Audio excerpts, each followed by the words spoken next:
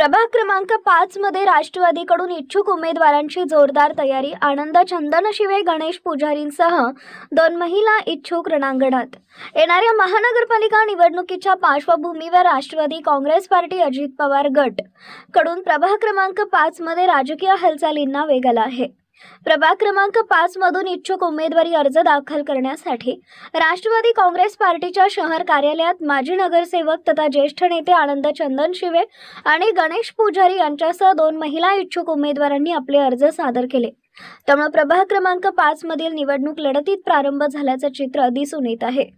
प्रभाग क्रमांक 5 च्या राजकारणात अनुभवी, लोकसंपर्कात विश्वासार्ह आणि विकासाभिमुख नेतृत्व म्हणून ओळख असलेले आनंद चंदनशिवे व गणेश पुजारी यांची उमेदवारी पुन्हा एकदा चर्चेचा केंद्रबिंदू ठरत आहे।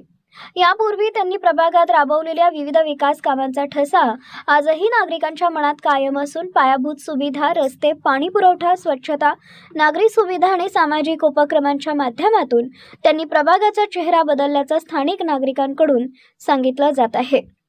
तसेच यावेळी 2 महिला इच्छुक उमेदवारांनी अर्ज दाखल केल्याने राष्ट्रवादी काँग्रेसकडून महिला नेतृत्वाला संधी देण्याचा सकारात्मक संदेश देण्यात आला आहे।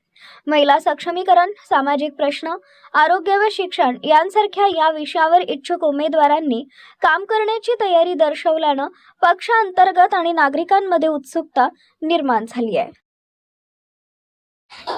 आज सोलापूर महानगरपालिका सार्वत्रिक निवडणुका 2026 च्या अनुषंगाने राष्ट्रवादी काँग्रेस पार्टी सोलापूर शहर कार्यालय या ठिकाणी इच्छुक उमेदवारांचा फॉर्म भरण्याचा आजचा शेवटचा दिवस होता।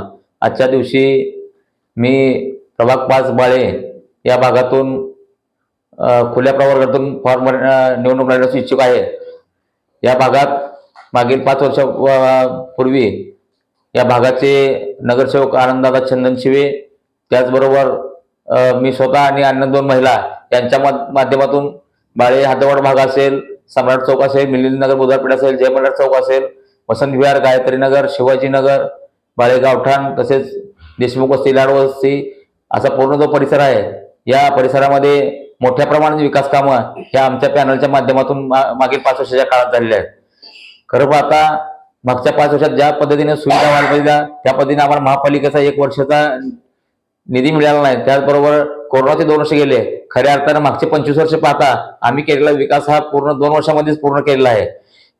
तरी या भागामध्ये ज्या काही लोकांच्या आणखी समस्या उरल्या असतील, कारण का हातवाड भाग हा मोठ्या प्रमाणात विस्तारित परिसर आहे, येथे निधी मोठ्या प्रमाणात उपलब्ध व्हावा लागतो।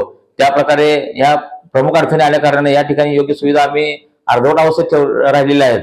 तर येणाऱ्या 5 वर्षाच्या काळात नक्कीच आम्ही या भागातील सुविधा पूर्ण करण्याच्या हेतून पुन्हा एकदा निवडणूक लढवण्याचा मानस आखलेला आहे।